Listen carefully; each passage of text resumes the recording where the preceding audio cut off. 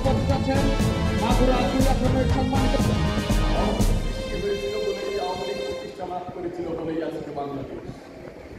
বাংলাদেশের ইতিহাসের সঙ্গে বাংলাদেশ আওয়ামী লীগের ইতিহাস অভিন্ন নয়।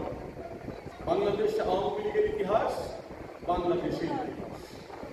পৃথিবীতে যতগুলি আজকের এই ঐতিহ্যবাহী দিনের শুভেচ্ছা অভিনন্দন সহ বিভিন্ন পথের নেতৃবৃন্দ উপস্থিত আছে, বিভিন্ন অঙ্গ সংগঠনের নেতৃবৃন্দ।